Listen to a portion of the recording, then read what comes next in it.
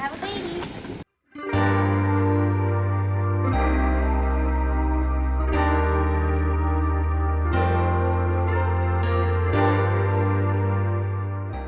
Alright, so it's been a pretty whirlwind week, and Michelle and I just got home from the hospital on Friday after she gave birth to our new little boy.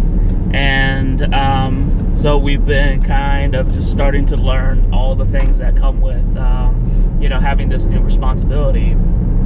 And so in this video, I know we're starting to get caught up to kind of our lives in real time, as opposed to throughout the summer. It was about a month and a half, behind. This is like the first time I've been out of the house since we got home, or since like we went into the hospital to have our baby. And I just want to take a few minutes to talk you guys through what our experience was like, because it's happening in such a unique time frame.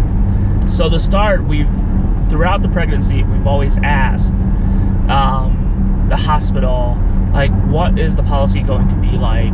And what we kept hearing is that it was going to be fluctuating, and it was going to be changing based on COVID conditions at right around the time of the birth of our child.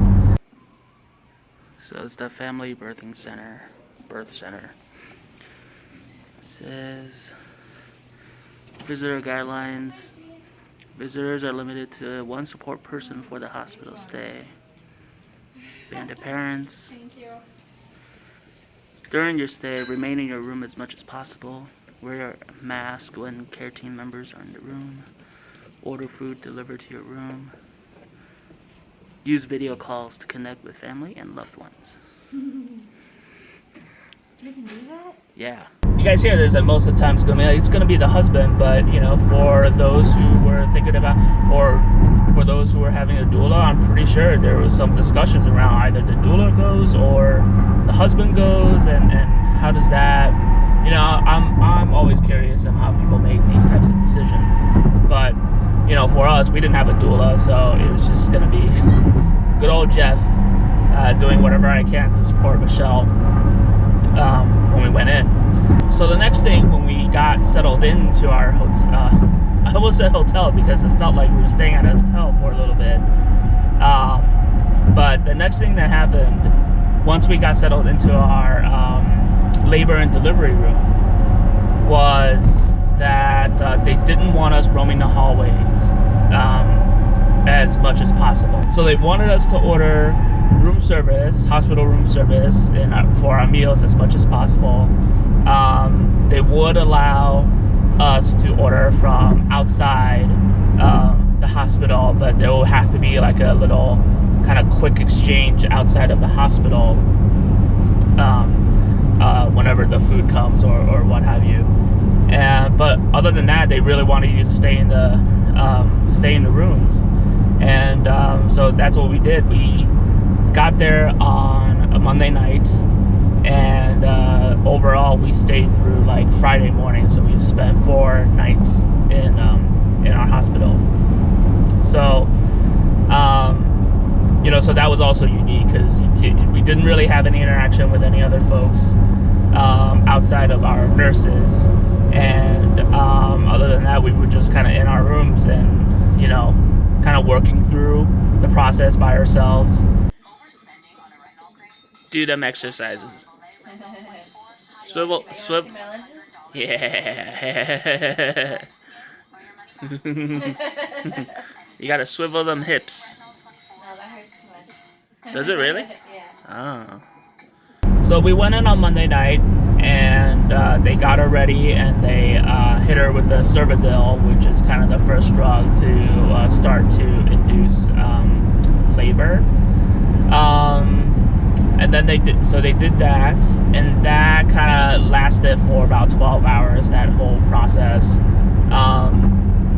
Then after that, they hit her with the Pitocin, basically oxytocin, to help the cervix dilate. And for the first few hours that they hit her with the Pitocin, progress was not moving as fast as we thought. they decided to do this, use this balloon to insert the balloon up into the cervix, and then they would fill the balloons with water, and that would help kind of mechanically expand or mechanically dilate the cervix as well. So it was a combination of Pitocin and that. That really helped speed up the process, but from what Michelle said, it was really painful the entire time. So we went into pain management, and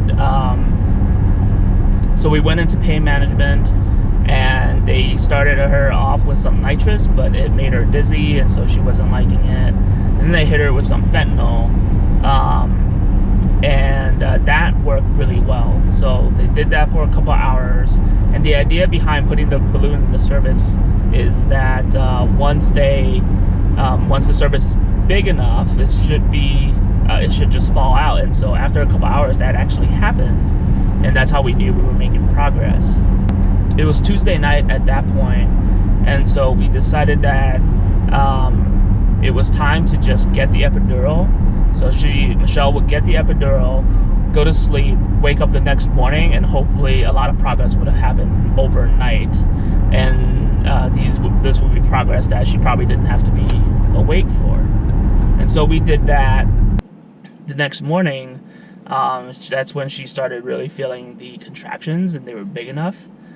And it was one of those things where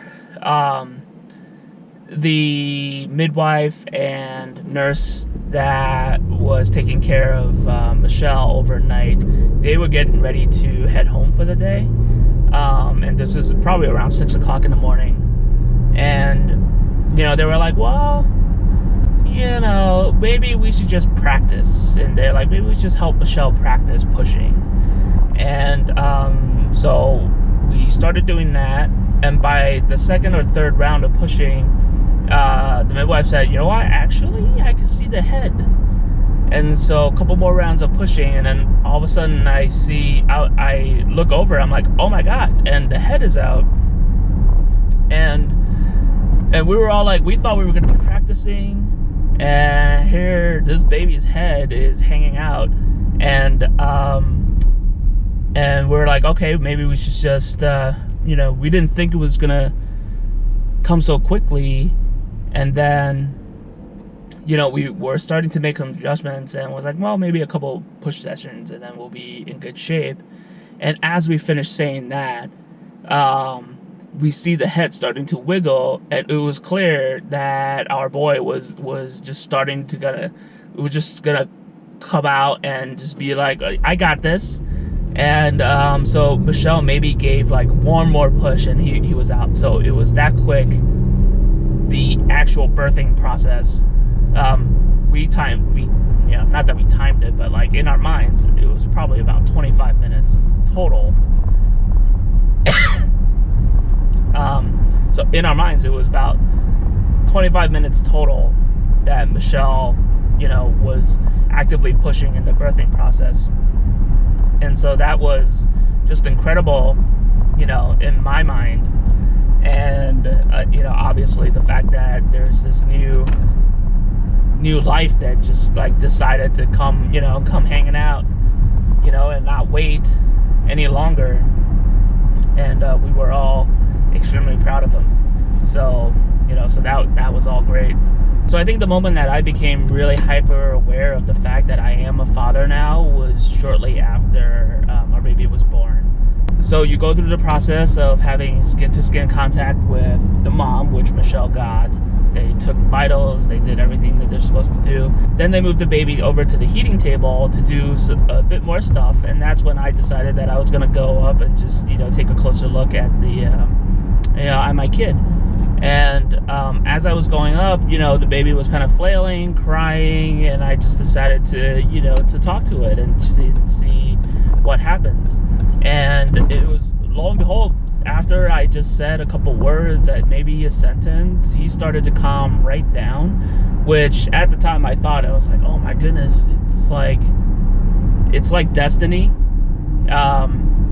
which to me is like the major moment. People talk about like, ooh, the first time they grab your finger, and stuff like that. But when he heard my voice and he could instantly calm down and just stop crying, that was like how that was such a big sign that he's acknowledging me as his father, and now he knows that I'm there and that I am there to protect him. Strangely, funnily enough, like, we learned that is actually evidence-based, where babies recognize their fathers by voice, which is why when you're pregnant, they always tell the dads to talk to the baby, so they hear the sounds, they hear dad's voice, because that's how they recognize the dad. And then the babies recognize the mom by their scent and also their breast milk. Anytime I speak, he'll just look towards the general direction of where I am, because that's where he knows my voice is coming from, and that's just such a unique thing to be able to experience with your own child. So to me, like, everyone talks about the first time they realize they're a father, like, that moment when I first talked to him and he calmed down while he was getting poked and prodded by like 2 nurses, was a really big moment for me. So that was really cool. All right, so that's just a quick summary of what our experience was like giving birth in this COVID environment. Obviously, our first experiences as parents. I will say we're all home now. Michelle and Jaxon, who is our little baby boy, they're both doing exceptionally well. Jackson's actually a good sleeper. He's a great sleeper. So I would say he takes after me in that department. He also, I'm pretty sure all babies do this, but he toots to no end. Also takes after me in that one. We did hear at the hospital, they're like, man, it has gotten busy. So I'm pretty sure there is a wave of COVID babies just, waiting to be delivered this year. So much more to come. Even though I haven't talked about it in a while, we do have our RV trips planned for 2021, and we are going to see if Jackson's going to be a really great road tripper. A lot more on some of the accessories that we got for the RV. What we're going to do now that we are a traveling party of 6 or 7, and just some of those new considerations that we have to think about now with Jaxon aboard. So stay tuned, and hopefully I'll be able to crank him out and stay on schedule. And we'll see you next time. Take care.